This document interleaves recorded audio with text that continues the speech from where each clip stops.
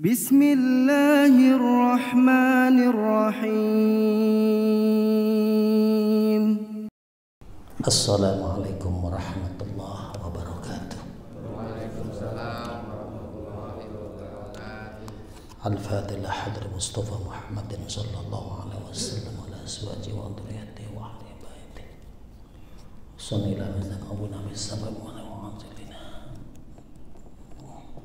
Khusus untuk yang hadir pada pagi hari ini, mudah-mudahan Allah berikan keberkahan, kemuliaan. Allah berikan manfaat untuk kita semuanya. Allah kabulkan segala hajat dan kemauan kita. Al-Hadiniyah. Al-Fatihah.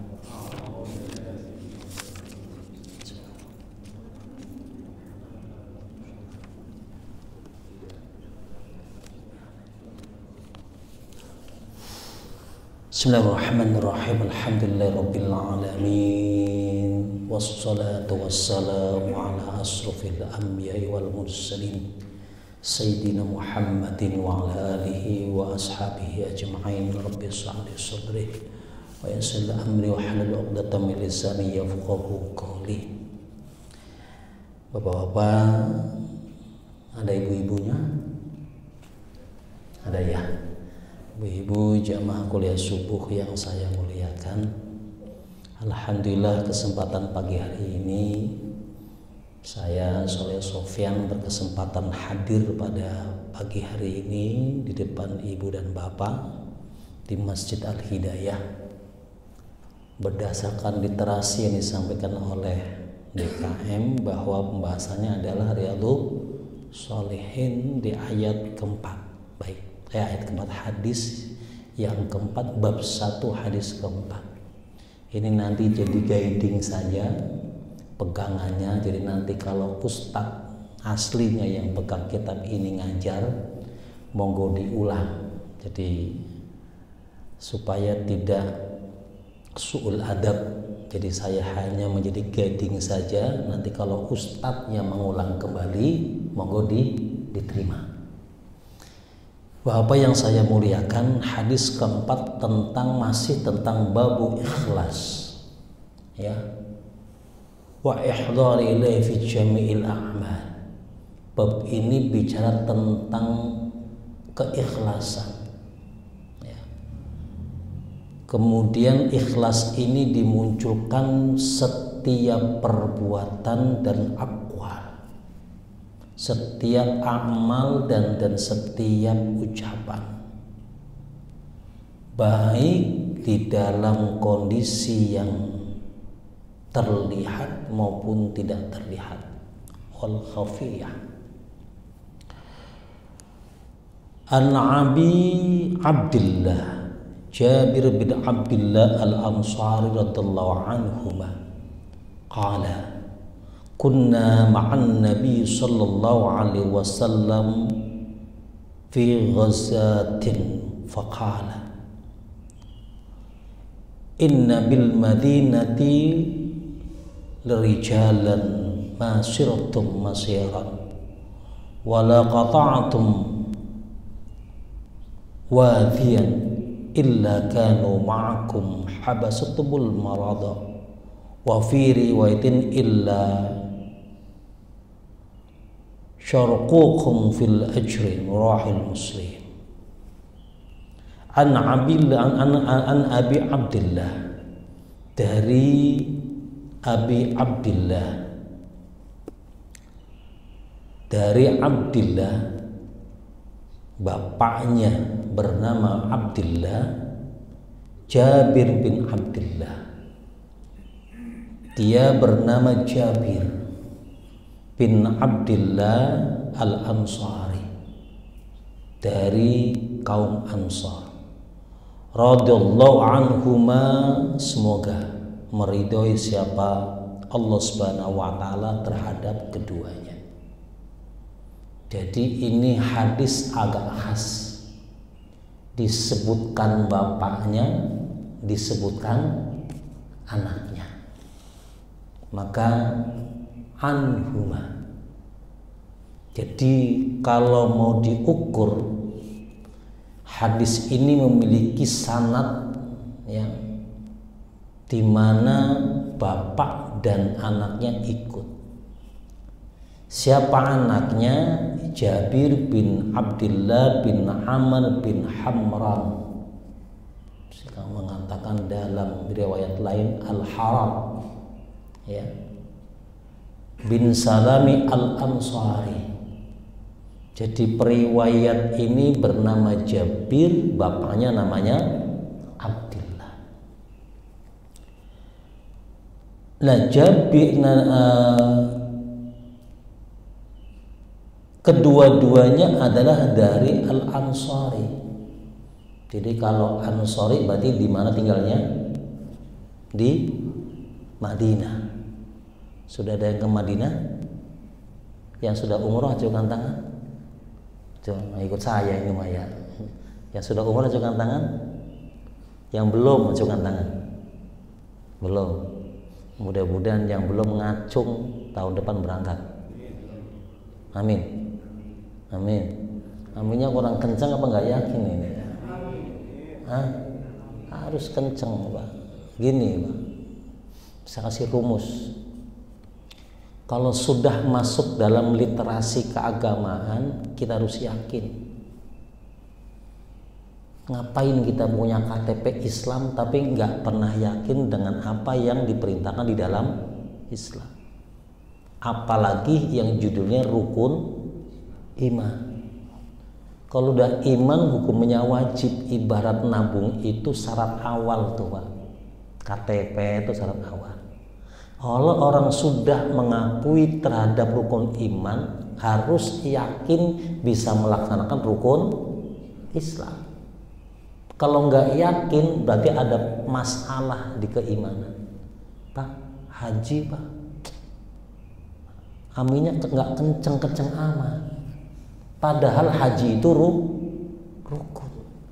Pasti ketika aminnya nggak kenceng, ada masalah di iman.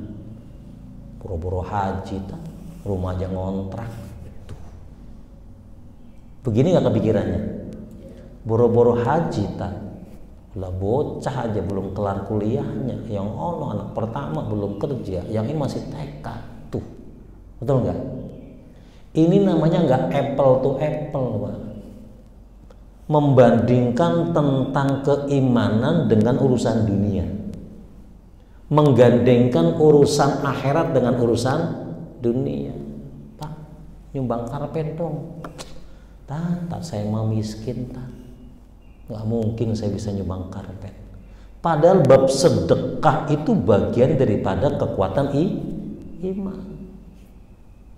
Lalu terus bagaimana Ustaz? Urusan dunia mah biasa, namanya orang miskin pasti ada orang kaya, ada orang kaya pasti ada orang miskin. Ilok amat orang kaya bisa haji, yang miskin kagak bisa. Allah nggak adil, betul. Harusnya bagaimana? Nah, babnya di sini Pak, bab niat. Nah, biasanya niat itu akan dimunculkan oleh Rasulullah SAW ketika orang itu sudah goyah. Kenapa goyah? Karena memang pengorbanannya besar. Yang harus dikeluarkan itu hebat luar biasa. Maka Rasulullah peringatkan tentang bab niat ini. Persis ketika Rasulullah ngajak sahabat-sahabat untuk melakukan hijrah dari kota Mekah ke Madinah. Dimunculkan lagi innamal a'malu binniyat wa innama likulli imri'in ma nawa wa man kana hijratuhu lidunya yusibuha aw imra'atin yankihuha fa hijratuhu 'ala ma hajara ilaihi. Hati-hati, ini mau hijrah, mau ninggalin rumah, mau ninggalin sawahnya, mau ninggalin kebun kurmanya, jauh perjalanannya. Rasulullah itu melakukan perjalanan 1 minggu full. Dalam satu riwayat 50 hari. Karena ada sembunyinya, ada muter-muternya. Hati-hati, ini kita mau hijrah. Kalau ini niatnya nggak bener, problem. Hati-hati. Biasanya banyak yang godain siapa? Kaum munafik dan seterusnya. Nah, sebelum saya masuk di sini, mudah-mudahan tahun depan bisa umroh, amin. Bisa haji semuanya, amin. Sudah Pak, ngumpulin Pak. ngumpulin. Saya mau nanya, orang kalau sudah ngumpulin duit untuk haji atau umroh berangkat nggak? Pasti berangkat nggak? Kalau sudah babnya niat urusan agama pasti berangkat, Pak. Karena ini urusan Allah, bukan urusan kita. Mulai dari mana? Niat. Kapan niatnya? Kapan niatnya, Pak? Sekarang. Belum. Pas Bapak nyiapin duit kemudian nyelengin itu niat. Kapan niatnya sholat? Hah? Inda takbiratil ihram. Ketika takbiratul ihram. Nggak sah sampeyan sholat. Mau Fatihah, ada ruku, ada sujud, ada i'tidal, kalau nggak niat nggak sah. Termasuk nggak bisa, Pak, bisa berangkat haji umroh kalau nggak niat. Niatnya kapan? Muqarranan bil fi'li, berbarengan dengan pekerjaan. Kan fikihnya begitu kan? Muqarranan bil fi'li, barengin dengan niat. Lah Ustaz, berkurang dong duit saya. Ini akhirat, Mas, akhirat.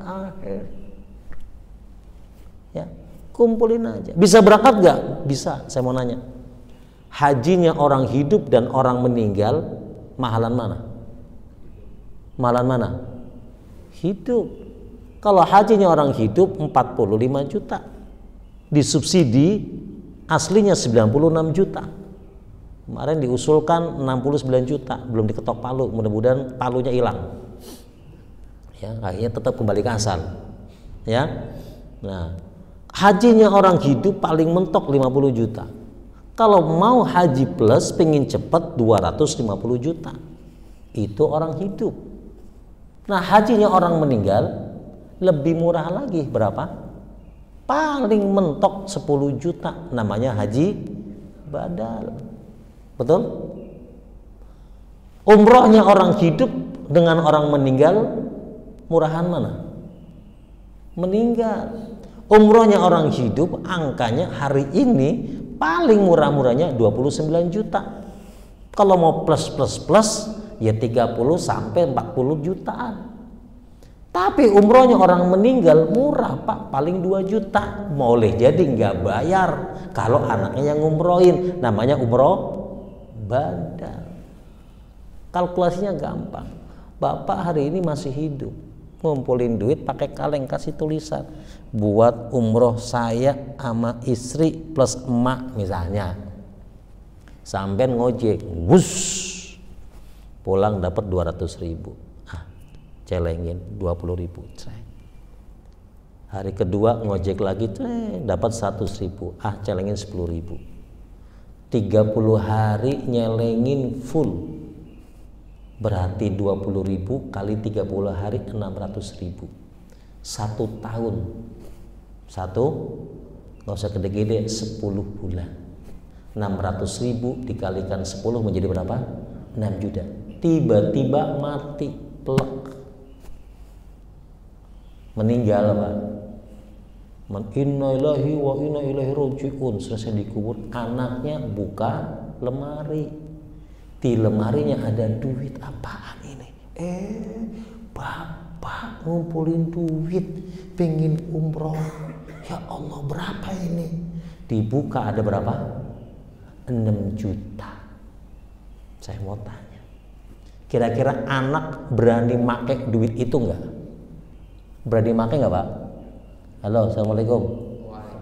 Assalamualaikum. Anak berani make uang ini enggak?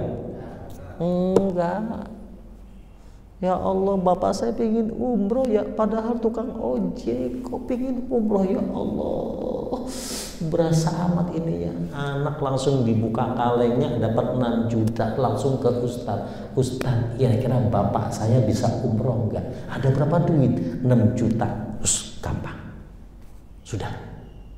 Langsung kontak Ustadz yang ada di Mekah, langsung tolong badalkan emak saya, bapak saya, dan kakek saya. Berapa orang? 3 orang. Oke, berapa kira-kira supaya sekedar uang untuk uang lelahnya Anda? 6 juta cukup. Orangnya di kuburan, orangnya di alam barzah, tapi dapat pahala tawaf, dapat pahala umroh dapat pahala sa'i, dapat pahala tahallul. Bisa begini? Bisa. Haji bisa nggak? Haji badal, hadisnya jelas. Lagi mana mau gimana mau berangkat haji umroh, hidupnya males ngumpulin, pelit kagak mau ngumpulin, meninggal, ya anaknya lupa. Mungkin hartanya banyak, ada rumah, ada sawah, ada macam-macam, tapi anak nggak fokus menghajikan bapak dan ibunya. Masing-masing sudah saling membagi untuk uangnya masing-masing. Lupa, akhirnya duit banyak, kontrakan ada, rumah ada, nggak pernah haji sepanjang umurnya, nggak pernah dibadalin oleh anak-anaknya, padahal sujudnya, rukunya, takbirnya 5 kali sehari, ngadepnya kemana? Ke Ka'bah. Timbang pegang Ka'bah aja nggak pernah. Apunten ini ya, baru sekali ngisi, ya juga ya. Nah, Bapak Ibu yang berbahagia, ya mulai besok kumpulin aja. Mau pakai travel mana terserah lah. Saya tidak sedang jualan umroh, saya sedang ngaji. Ya. Nah, saya lanjutkan. Bapaknya Jabir itu bernama Abdullah. Beliau seorang syahid, meninggal dalam perang Uhud. Umurnya kurang lebih sekitar 100 tahun. Bapaknya benar-benar pengikut Rasulullah, sampai umur 100 tahun masih ikut perang. Nah, kebiasaan para sahabat itu, kalau bapaknya dekat sama Rasulullah, anaknya dari kecil udah didorong. Tuh, makanya hari ini pelan-pelan bapaknya rajin ke masjid, anaknya diajak ke masjid. Anak kita nggak cukup Pak, meninggal hanya dengan mengandalkan amal sholat kita, belum cukup. Itu mah saldo awal Pak. Syarat untuk bikin tabungan itu kan KTP, syahadat kita. Sementara minimum saldo itu ya sholat kita, puasa kita, zakat fitrahnya kita, itu saldo minimum. Jadi jangan bangga-bangga amat. Wah, gue sholat tiap hari. Belum. Makanya Allah gandengkan kalimat amanu dengan amilus sholihat. Selalu ada amanu dan amilu sholihat. Amanu itu ya tadi, mengejawantahkan keimanan kita kepada Allah dengan melaksanakan perintah-perintah yang bersifat maqdhah. Tapi harus dibarengi dengan amilu sholihat. Nah, amilu sholihat itu apa? Yaitu nyumbang karpet. Termasuk ada orang yang kagak sholat di sini, mungkin belum mau sholat, mungkin tidur di jam segini, tapi dapat pahala sholatnya kita. Kenapa? Ini Pak, nyumbang karpet. Ini boleh jadi amalnya dia lebih banyak dari kita, karena dia tidak hanya amanu tapi amilu sholihah. Boleh jadi mungkin hari ini belum mau ibadah, tapi karena karpetnya dibikin sholat oleh kita, ratusan orang, ribuan orang, tiap hari, di ujung dia dapat hidayah dari Allah, paling rajin ibadahnya dibanding dengan kita. Amilus sholihah, termasuk anak. Anak itu mendidik anak adalah amilus sholihah. Nah, para sahabat-sahabat itu termasuk Abdullah bin Amr bin Hamran itu menyertakan anaknya selalu dekat Rasulullah SAW. Ya. Nah, beliau itu, nah saya mau ngomong anak begini sedikit Pak. Pertanyaannya hari ini anak kita sudah bisa apa? Coba itu. Saya khawatirnya kita terlalu asik ibadah, lupa dengan anak-anak kita. Saya khawatir justru ketika kita meninggal nanti, yang mandiin, orang lain, yang ngafanin orang lain, yang nyolatin orang lain, yang ngubur orang lain. Kita khawatirnya begitu. Jadi kalau mau ditanyakan, anak kita udah bisa mandiin kita nggak nanti? Dulu yang pegang aurat anak kita siapa? Kita, nggak ada orang lain. Paling mentok pembantu rumah tangga. Jadi yang tahu aibnya di balik kolor anak kita siapa? Kita. Saya khawatir justru ketika kita meninggal nanti malah justru yang mandiin malah orang lain. Di sini ada amil nggak? Amil ada ya? Amil itu sifatnya membantu. Harusnya yang mandiin kita itu anak kita. Kalau toh tahu ada aib di balik kolor kita, bersihin ee-nya, bersihin pipisnya, itu harusnya anak, jangan orang lain. Kalau orang lain itu anak tega kebangetan gitu, saya yang mandiin, yang lain bantuin aja, anaknya yang nyepokin. Di balik aib sang ayah dan bundanya hanya anak yang tahu. Nah, hari ini tuh pikirkan, anak kita udah bisa apa? Ya. Kalau urusan bagi-bagi warisan mah udah apal. Ya, saya emang nggak pernah Pak rebutan warisan. Kenapa emang? Gak ada yang diwarisin. Nah, sanad ini, ya tadi sanadnya itu kan dari Jabir sampai kepada Rasulullah SAW. Ya. Sebenarnya banyak kalau urusan sanad biasanya nanti ada beberapa hadis yang redaksinya mirip, tapi sanadnya beda. Nanti akan ketemu. Atau amalan yang sudah kita lakukan, tapi sanadnya beda-beda. Sanadnya mungkin berbeda, redaksinya sama, atau redaksinya mirip. Ya, itu bisa jadi. Ya, yang nggak usah jauh-jauh lah.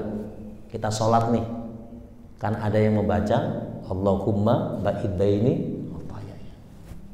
Ada yang membaca inni wajhatu wajhiyal ladzi fataras samawati wal ardh.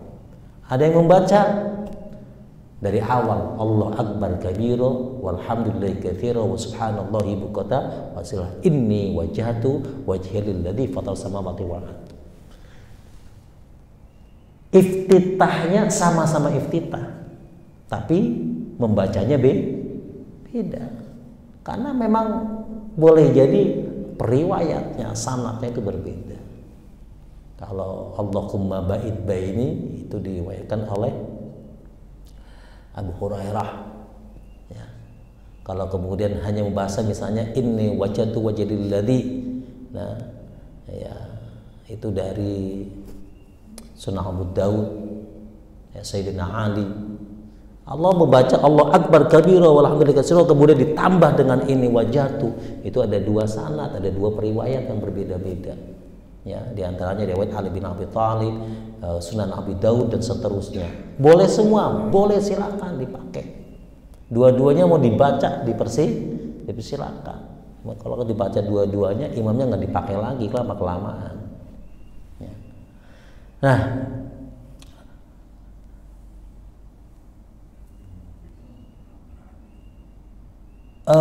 kemudian Jabir itu, riwayat Jabir itu menguasai kurang lebih 1.500 hadis. Ya. Saking kuatnya Jabir ini berburu. Jadi orang-orang zaman dulu itu gini Pak, kalau kayak saya ini misalnya punya kitab Riyadhus Shalihin, saya harus punya sanad. Sanadnya kemana ini? Saya cari guru saya. Saya cari guru saya. Siapa saya yang bisa ngajarin saya ini kitab? Saya harus punya sanad. Kitab ini dari guru saya dari guru saya, guru saya. Jadi kalau hari ini di sini ada kitab Riyadhus Shalihin, panjenengan sebenarnya subuh ini sedang mencari sanad. Ya. Nah, sanadnya siapa? Ustadz siapa? Ya kalau saya baru sekali ngajar ya, berarti sanadnya double nanti. Ya Ustadz Sorsidin dengan Soleh Sofian. Nanti kalau ditanya, saya sanad dari mana? Saya punya ustadz. Saya punya ustadz, punya ustadz. Ini perlu ditekankan. Kenapa? Enggak bisa sanad itu diambil dari selain manusia. Saya ulangi. Enggak bisa sanad itu diambil dari selain manusia. Nah, manusia yang manapun perlu syarat. Akil, dia punya akal, dia punya ilmu, dan dia juga punya sanad. Nah, kenapa hari ini saya perlu tekankan? Karena banyak orang belajar dari Mbah Google. Boleh nggak? Bagus nggak? Bagus. Karena banyak literasi hadis-hadis yang ditampilkan di Google itu. Tapi sekali lagi kita nggak bisa ngambil sanad. Nah, ada seorang ustadz yang dari Bandung pernah ngomong, dari mana Anda belajar? Saya belajar dari Google. Repot. Lah nanti kalau ada koreksinya, kenapa? Kalau di Google boleh jadi.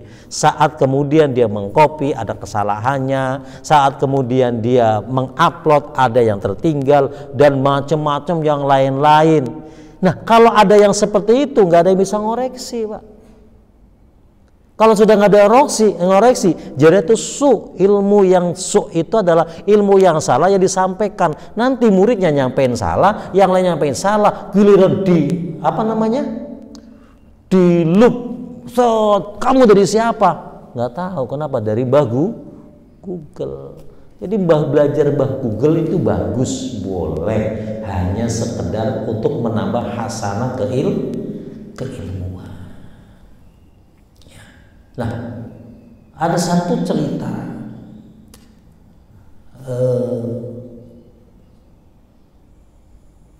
ini periwayat ini Jabir bin Abdullah itu pernah mendengar satu hadis setelah Rasulullah meninggal. Mendengar hadis setelah Rasulullah meninggal. Hadis ini beliau nggak tahu. Yang tahu itu adalah Abdullah bin Unais. Tinggalnya di Syam, jauh Pak. Saking pingin tahunya hadis ini, beliau langsung berangkat menuju Syam, melakukan perjalanan 1 bulan, hanya sekedar ngejar satu hadis. Saya mau tanya, hadis ini sampean sudah tahu belum yang saya baca? Sudah tahu belum? Belum. Orang belum saya bacain 100%. Sudah saya baca kan? Sudah hafal belum? Belum. Jabir ngejar satu hadis saja harus melakukan perjalanan panjang 1 bulan, Pak. 1 bulan. Nah, Masjid Al-Hidayah ngejar satu hadis gak usah ngapa-ngapain. Duduk manis, senderan, jangan Pak, senderan sambil tidur. Ustadznya datang sendiri dari Bekasi, ngebut 3:30 udah berangkat, nyampe buka hadis. Kira-kira ya, kita sama nggak dengan Jabir ini? Sama nggak? Ya, nggak usah dikejar Pak. Segininya ya, ada yang pingin pulang duluan, ada yang duluan pulang, ada yang udah kadung duduk. Duh, mau pulang kagak enak, mana ngantuk, saya mau dagang, mau minggir, aduh ini ustadznya baru lagi. Ya udahlah, udah kadung dah, udah akhirnya apa, dengernya setengah-setengah, apal kagak, paham kagak, yang ada ya sudah bosen. Nah, alhamdulillah Al-Ansari, Jabir ini dari Ansori. Al-Ansor, alif lam, al itu namanya ta'rif. Jadi kalau Ansor itu masih umum, ya, umum. Karena ada alif lamnya berarti ta'rif ini. Kalau bahasa Inggrisnya this is the book. Ini adalah buku. Kalau nggak ada the-nya, berarti buku mana saja. Tapi kalau sudah saya menyebutkan, this is the book. Ini loh bukunya. Ya, buku ini. Nah, Al-Ansari itu sudah ada ta'rifnya, alif lam, berarti orang Ansor yang ada di Madinah. Nah, nanti panjenengan tahun depan insya Allah berangkat umroh. Sekarang lagi musim dingin, Mbak, sampai nanti bulan Maret. Tanggal 15 besok insya Allah saya berangkat. Ya, kalau malam itu 10 derajat. Kalau siang ya tetap panas. Ustadz, itu pohon-pohon pada tumbuh subur, gunung-gunung kok pada hijau, rumput-rumput tumbuh, tanda-tanda kiamat Ustadz. Iya, ya tunggu aja ada kiamat apa kagak. Ya bukan, ya karena memang sekarang musim dingin, curah hujannya tinggi, makanya rumput tumbuh. Hadisnya kan jelas Ustadz. Iya, yang dimaksud hadis itu adalah nanti akan datang satu masa di mana akan menghijau ya seluruh jazirah Arab dalam kondisi yang tidak kita sangka-sangka dan tidak bergantung dengan musim. Musim dingin, musim panas, hijau banget. Tumbuh itu pohon apa namanya? Gedung-gedung itu menjulang tinggi. Maksudnya apa? Mekah di situ, Madinah di situ, umrohnya di situ, tapi orang Arab sudah nggak mau tawaf lagi, udah nggak mau haji lagi, dia lebih seneng jalan-jalan pergi ke puncak. Hati-hati. Jadi tanda kiamat itu kalau orang Arab banyak di puncak itu tanda kiamat, bener itu. Ya, lah kita malah nemenin. Gitu ya. Ya maksudnya ke puncak bermaksiat misalnya gitu ya. Nah itu, jadi kalau sekarang bukan tanda-tanda ya sudah biasa. Nanti setelah bulan Maret sudah mulai musim panas lagi, kering lagi. Kalau sudah kering, nanti monyet-monyet dari gunung turun tuh Pak, ke jalanan Pak, nyari-nyari apa? Nyari-nyari makanan. Tapi jangan kita kasih makan. Ya monyet di sana lebih gede dibandingkan dengan kita. Ya, lebih gede dibandingkan dengan monyet yang ada di Indonesia. Ya. Al-Jabi Al-Ansari, Al-Ansor itu ada ya-nya di belakang, ya menunjukkan identitas. Jadi kalau orang Indonesia Al-Indonesi dikasih ya. Ini namanya pondok kelapa ya. Iya pondok bambu, berarti orang pondok bambu nyebutnya pondok bambu yi. Pondok bambu iyi, ya kan?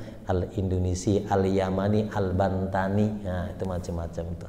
Termasuk orang pondok bambu. Al-Ansari orang Ansor. Jadi Nasir, ya Nasir itu jamaknya adalah Al-Ansor. Ya. Nah, dari Al-Ansor berarti orang Madinah. Radhiyallahu anhuma, semoga Allah meridai keduanya. Ini keren Pak. Kalau anaknya soleh, bapaknya kebahagiaan. Bapaknya kebahagiaan. Berapa ribu orang ini yang membaca hadis dan melaksanakan ini. Anaknya yang meriwayatkan, bapaknya kebahagiaan. Makanya, ayo fokuskan anak soleh. Suruknya jam berapa ya? Jam 6 ya? Oke, kasih tahu sama saya jam 6 suruk nanti. Ya, biar langsung kita sholat. Ya. Nah, bapaknya itu ikut kebagian. Jadi bapak harus jadi kredit mati Pak. Harta boleh nggak ada, harta boleh sedikit, lawang nanti juga akan ditinggal kok. Tapi kalau anak soleh mutlak Pak, harus cari benar-benar, fokus. Mau kontrakan habis monggo, mau rumah habis monggo, mau apapun habis monggo. Yang penting menghasilkan anak yang soleh. Dah, anak soleh dari mana Ustadz? Belum tentu anak soleh itu muncul dari uang yang banyak, belum tentu. Belum tentu. Kalau hartanya soleh, anaknya bisa jadi soleh. Saya punya kisah sedikit aja nih. Saya di Bogor dulu waktu saya ngajar, saya masih ngajar di kampus dulu. Saya kalau tiap pagi itu siang kadang suka ke belakang. Belakang masih ada kebun Pak. Nah ketika masih ada kebun di sana, itu ada orang tukang arit. Apa ngarit Pak?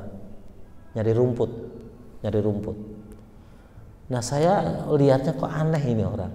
Rumput di sini diambil, rumput di sini diambil, yang di sini nggak diambil. Berhari-hari, berbulan-bulan begitu aja terus.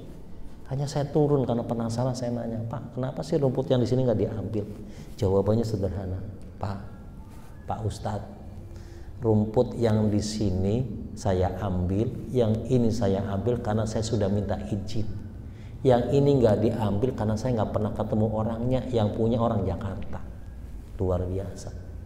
Padahal kalau secara akal kita, yang namanya rumput nggak izin juga boleh, tapi ini orang nggak mau itu ngambil rumput.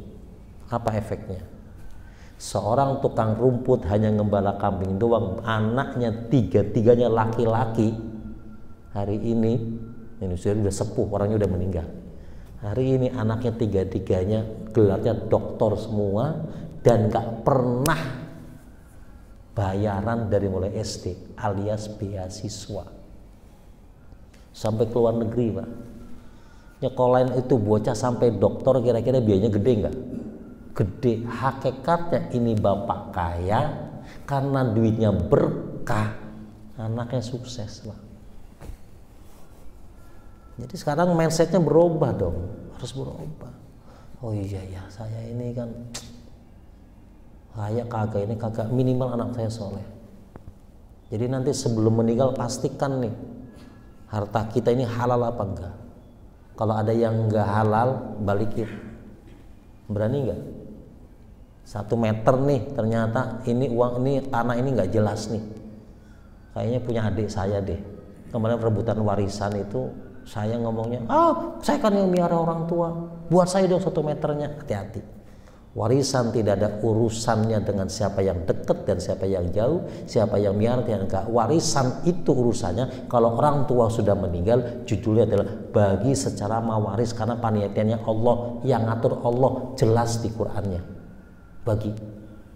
Kalau mau membaginya bukan secara faraid, ya waktu masih hidup. Bapak kita masih hidup atau emak kita masih hidup, silakan mintakan sama emak tolong bagi sesuai dengan kemauan emak. Baginya beda-beda nggak apa-apa, tapi kalau orang tua meninggal mutlak wajib secara mawaris. Setelah mawaris beres, ya masing-masing ngomong, misalnya, iya kamu kan banyak berkorban buat emak kamu ya, nih bagian saya buat kamu, nih saya kasih 1/4, nih saya kasih separuh. Udah rumah ini buat bontot aja, buat bontot. Kenapa? Lah bontot tiap hari di sini, buat kamu aja dah. Silakan. Tapi hitungannya mawaris lebih awal. Gitu caranya, Pak. Ya. Yang bikin ribut warisan cuma 2, Pak. Yang pertama karena tamak, yang kedua nggak ada yang diwarisin. Ya ribut, namanya calo. Ya, Nah, calo kan lebih ribut daripada yang punya tanah. Ya. Nah, itu anak, Pak. Al-Ansari anhuma kana kunna kema'an Nabi sallallahu alaihi wasallam, saya bersama dengan Nabi. Suatu hari ya, Jabir ini bersama dengan Nabi, kami bersama dengan Nabi. Fi ghazzatin, di dalam perang Ghazzah. Faqala inna bil madinatil rijala, berkata, dikit lagi. Berkata bahwa kata Rasul di Madinah itu ada sekelompok laki-laki di jalan yang kita ini masyiron, berjalan kemana-mana, berjalan melakukan peperangan, perang. Wala qata'tumun wadiyan, kemudian kita ini menyeberang lembah, ya. Tapi illa kanu ma'akum, tapi mereka nggak bersama dengan kalian, mereka nggak ikut jalan, mereka nggak ikut nyeberangin lembah, ya, karena mereka sakit. Wa fi riwayatin illa syarakum fil ajr. Dari riwayat lain, mereka tetap mendapatkan pahala. Nah, hadis ini ngomongin nih, ada 2 sebab sahabat itu waktu itu ikut perang, ya. Perang Tabuk kalau nggak salah itu pada tanggal 9 Hijriah. Di mana saat itu kaum muslimin melawan kaum Romawi. Ya, kalau orang Romawi itu kata Rasulullah itu Banil Asfar, orang-orang kaum yang kulitnya kuning. Kalau kita nyebutnya apa? Bule. Ya. Di kondisi yang luar biasa di perang Tabuk itu, jumlah Romawi itu saat itu sekitar 20.000, sementara umat muslim itu 3.000. Bayangkan 1 lawan 7. Kondisinya kering kerontang, panasnya luar biasa. Kalau musim panas itu saatnya musim korma mateng. Tuh, korma mateng. Karena korma kalau nggak dapat panas dia nggak matang-matang. Ya. Nah saat itu wah bener-bener luar biasa, saling nyumbang. Utsman itu nyumbangnya 1.000 dinar. 1 dinar itu nilainya 4,25 gram. Jadi 4.000 gram dikalikan berapa harga emas sekarang? 1 juta misalnya, berarti 4 M di peperangan itu. Ya, Utsman nyumbang 4 miliar uang, Pak, saat itu. Ditambah lagi nyumbang lagi 108.000 dirham, kurang lebih ya 8.000 dirham itu berapa ya? Nah hitung sendiri dah. Belum lagi mengumbang 300 unta. Tuh Pak, sahabat-sahabat nyumbang, tapi saat itu lagi semangat-semangatnya, tapi kondisinya panas. Kalau orang Arab itu panas itu nggak pada nongol, Pak. Kondisinya luar biasa begitu, muncul orang-orang kamu munafik, ngapain perang? Panas, lu bisa mati tengah jalan, tahu nggak? Melakukan perjalanan sampai menuju tempat peperangan nanti itu 15 hari. Orang Romawi itu ada di mana? Ada di Syam, ada di Balqa. Mereka tuh badannya gede-gede, lebih gede dari kita. Ngapain perang? Munafik tuh ngomong bang. Nah saat kondisi begitu tetap sebagian ikut perang, malah ada yang nangis. Siapa? Orang yang miskin nggak punya apa-apa datang ke Rasul, saya mau ikut perang ya. Kamu nggak ikut perang dulu ya? Emang kenapa? Senjatanya nggak cukup, ontanya nggak cukup. Utsman itu sudah ngasih 300 onta, sementara pasukan kita itu 20.000. Walaupun dalam perjalanannya nanti 3.000 Pak, tersisanya hanya karena pengaruh kaum munafik itu nggak cukup. Jadi 1 onta itu untuk 7 orang, naik 2-2, yang lainnya jalan. Onta naik, yang ini capek, ini turun, ini naik. Jalan lagi, ini turun, ini naik, terus gitu Pak. Nah ketika kondisi begitu Rasulullah menguatkan ini niat, hati-hati.